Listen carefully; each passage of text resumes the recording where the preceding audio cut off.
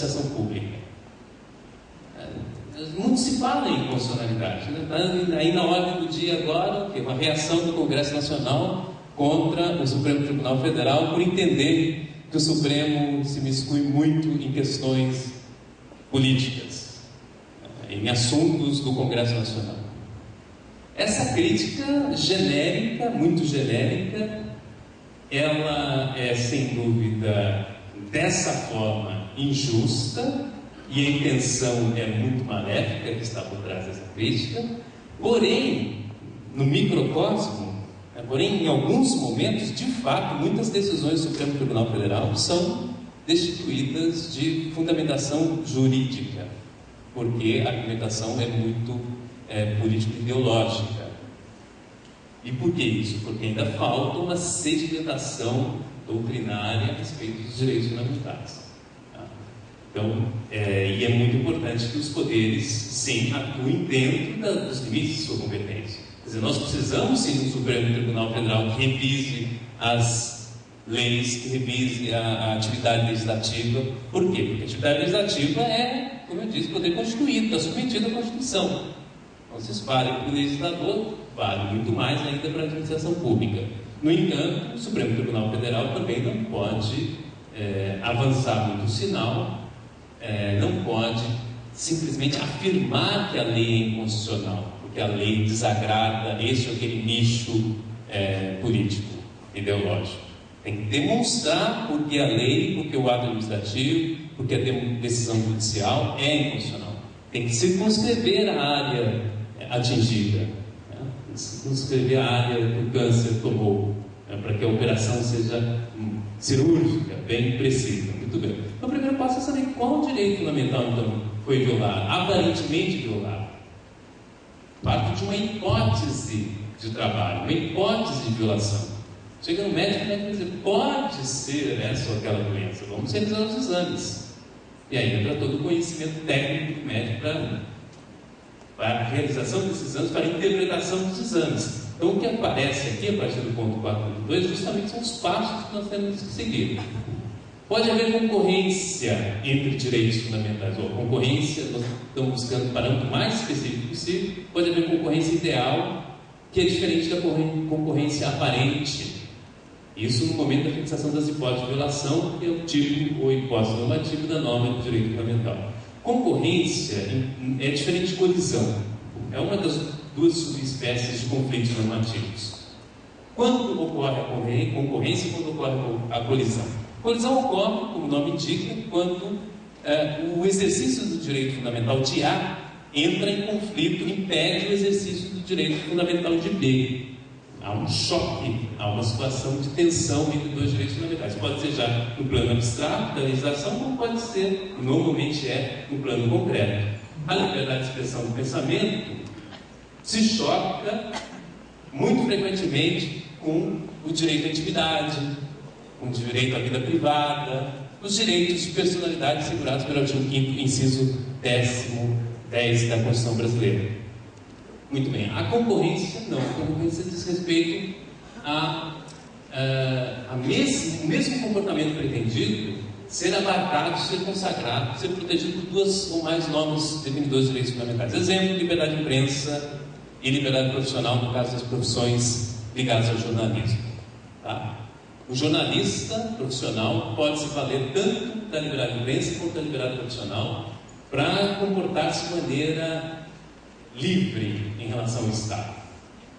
O Estado, quando prescreve formação específica para o jornalista, e aí eu entro em mais uma decisão polêmica do Supremo Tribunal Federal, a decisão sobre a constitucionalidade da exigência de diploma universitário para o exercício de profissões jornalísticas. Quando o Estado exige diploma, intervindo na liberdade profissional daqueles que não são diplomados. Certo? Então eu preciso saber, nesse momento, se é essa norma que é a potencialmente violada. Liberdade profissional ou liberdade de imprensa? Em haver concorrência, devo buscar o parâmetro específico. E por quê? Por quê? o específico. Se eu usar o genérico, qual a função do específico, então? A lex specialis derogatur lex generali, ou lege generali. As leis específicas derogam as leis genéricas. Caso contrário, haveria normas jurídicas inúteis, que seriam específicas. Como não pode haver norma inútil, norma que não regulamenta pelo menos um caso, eu tenho que sempre afastar a aplicação da genérica e usar a específica. No caso da liberdade de imprensa e liberdade profissional, a liberdade de imprensa é específica, sem dúvida nenhuma. Muito bem. Esclarecida essa questão preliminar, qual direito deve ser tomado como parâmetro de julgamento, seguimos o exame em 3 passos. Ali a gente vai esmiuçando, entrando nos subtópicos, mas são 3 passos simples. Eu quero saber primeiro qual é o alcance do direito fundamental. A isso eu vou chamar de área ou âmbito de proteção do direito fundamental. Sobre o aspecto subjetivo da titularidade, quem pode se valer do direito fundamental, só pessoa física, só pessoa jurídica, se a nacionalidade é relevante ou não, se a idade é relevante ou não. E no segundo momento, sobre o aspecto objetivo ou material, qual é a conduta ou situação jurídica que em princípio deve ser livre da intromissão do Estado ou que pelo contrário exige a atuação do Estado. Isso eu tenho que identificar, tá? No primeiro momento. No segundo momento, aí a forma de exercício que nós colocamos lá, no segundo momento que vai aparecer ali embaixo, na intervenção estatal, eu tenho que verificar o fato, o status valor da liberdade. Esse é um fato. Quando vai estar presente a intervenção? Quando o Estado impedir o exercício do direito. Na liberdade de imprensa, por exemplo, foi lá alguma autoridade que age de maneira muito abusiva, determina o confisco de livros, ainda na editora. Houve uma intervenção claríssima na liberdade de imprensa nesse caso. Nós tivemos caso recente do juiz que determinou confisco de romances autobiográficos sobre o Roberto Carlos, por isso? Vocês acompanharam a imprensa? Então, é uma intervenção do Estado muito forte na liberdade de imprensa, que abarca o direito editorial, o direito de publicar revistas, jornais, livros, etc. E no terceiro momento a gente faz o seguinte questionamento: mas a intervenção foi justificada? Quando será justificada? Quando basicamente houver um limite do direito fundamental e esse limite tiver sido aplicado observando-se o critério da proporcionalidade. Pois bem, vamos seguir então. Verificação e interpretação do limite, a intervenção do Estado, já vimos, a justificação funcional da intervenção do Estado na área de proteção. 2 espécies de limites nós temos: a reserva legal, que é essa ressalva feita pelo Constituinte em favor da competência legislativa. Reserva legal essa que pode ser simples ou qualificada. O que a Maria tem? Quanto? 10 minutos, hein? Quantos minutos aí tem? 12 minutos? Tá certo. Então, reserva legal simples. Por exemplo, atendidas as qualificações que a lei estabelecer, no artigo 5º, inciso 13. O Constituinte não disse qual propósito pode ser perseguido para se delimitar a liberdade profissional, para restringir a liberdade profissional. Pode ser proteger o meio ambiente, pode ser proteger a saúde pública, pode ser proteger a segurança nas edificações, segurança nas vias públicas, etc, etc. Esse propósito tem que ser lícito, não simplesmente lícito, não precisa ser um valor constitucional, etc. Tá? Porque a reserva legal é simples. A reserva legal qualificada normalmente é qualificada em razão do propósito já pré-determinado pelo Constituinte. Exemplo, artigo 5º, inciso 12. É inviolável o sigilo das comunicações, é inviolável o sigilo da correspondência, telégrafos, telex, tá? Tem alguns conceitos lá totalmente obsoletos lá no artigo 5º, inciso 12, e de comunicação telefônica, salvo no último caso, ou seja, da comunicação telefônica, para fins de investigação criminal e instrução processual penal. Aqui o Constituinte já se antecipou e disse: eu não confio na discricionalidade legislativa, só pode perseguir esse propósito. Claro que nós temos um problema muito grave no Brasil, que já vejam bem, se nem o legislador pode perseguir outros propósitos que não esse, isso implica que o cuidado do juiz de direito ao determinar a escuta telefônica deve ser muito maior. Muito maior deve ser o cuidado do juiz de direito nesse sentido. Muito bem, passando dessa classificação simples ou qualificada, há a questão do direito constitucional do colidente, mesmo no âmbito do limite expresso, pode haver uma segunda categoria, uma segunda espécie de limite, e fechamos então com o limite dos limites, que é o critério da proporcionalidade. Proporcionalidade significa justamente isso, verificar então qual o propósito da intervenção do Estado, se tratar, eu estou agora afunilando os direitos de liberdade. Se eu fosse falar de 12 categorias de direitos fundamentais, eu teria que ficar aqui mais 4, 5 anos. Então, no caso dos direitos de liberdade, eu já pré-determinei, eu já verifiquei quais são os propósitos, ou qual é o propósito perseguido, qual meio utilizado pelo legislador, pelo órgão administrativo na esfera da sua discricionalidade. Eu tenho que fazer um questionamento da adequação e necessidade, né? Já adiantado um tempo atrás, alguns 10 ou 20 minutos atrás na minha apresentação. Adequado será um meio sem comentar o propósito, dito em termos bem simples. É a definição mais científica, né? Se houver uma relação pautada em hipóteses comprovadas sobre a realidade empírica entre o estado de coisas ou situação conseguida de fato pelo Estado, o estado de coisas que estará presente quando o propósito puder ser considerado cumprido. Essa é a definição científica mais longa, por assim dizer. Dito em termos simples, comenta ou não o propósito? Delimita a velocidade de uma determinada via pública porque o Estado pretende atingir que propósito? Prevenir o número de acidentes. É um propósito lícito, um meio, sem dúvida nenhuma, é adequado. Agora, a questão da proporcionalidade, da necessidade será verificada com a restrição ou excesso no uso da restrição da liberdade, na competência do Estado para restringir a liberdade.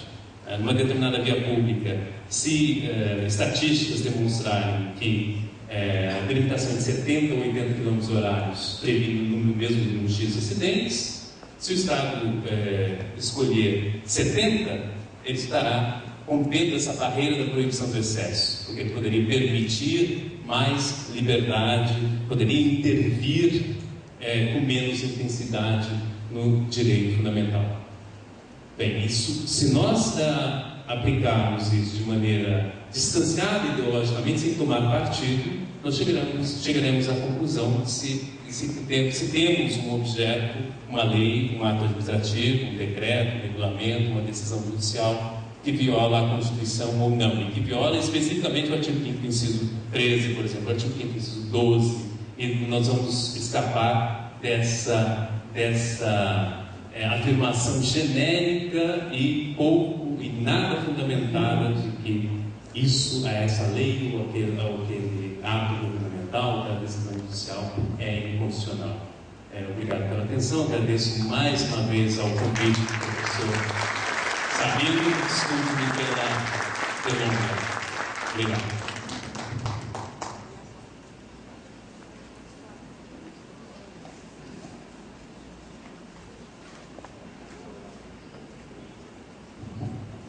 Nós agradecemos a presença do professor Leonardo Martins, a sua brilhante exposição.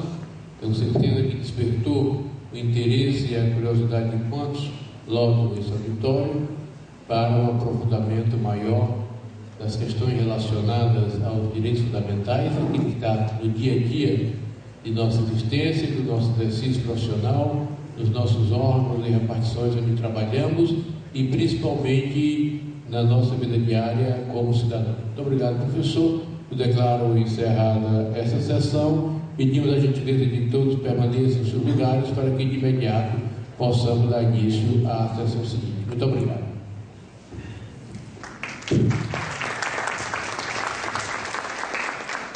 Neste momento, o senhor presidente da Fundação Instituto Delmiro Gouveia para o Desenvolvimento, Sabino Henrique, fará a entrega do certificado de participação ao palestrante, Dr. Leonardo Martins.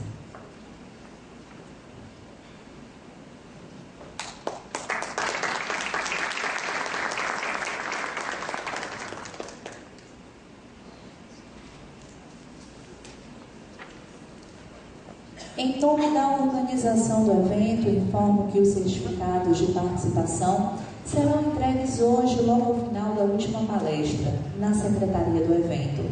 E as apresentações que forem devidamente autorizadas pelos palestrantes estarão disponíveis a partir do dia 30 de abril, terça-feira, no site www.direitoce.com.br. Informo também que solicitamos que as fichas de avaliação que estão sendo entregues pelas nossas recepcionistas sejam preenchidas e entregues no auditório. Neste momento, convido a compor a mesa para a presidência da 9ª sessão técnica com o tema Tribunal de Contas da União, uma visão estratégica. O excelentíssimo senhor conselheiro do Tribunal de Contas do Estado do Ceará, Romualdo Botelho de Queiroz. Enquanto o nosso presidente da mesa já está sendo encaminhado ao nosso palco, a palestra será proferida pelo excelentíssimo senhor ministro do Tribunal de Contas da União do Distrito Federal, o Alton Alencar Rodrigues.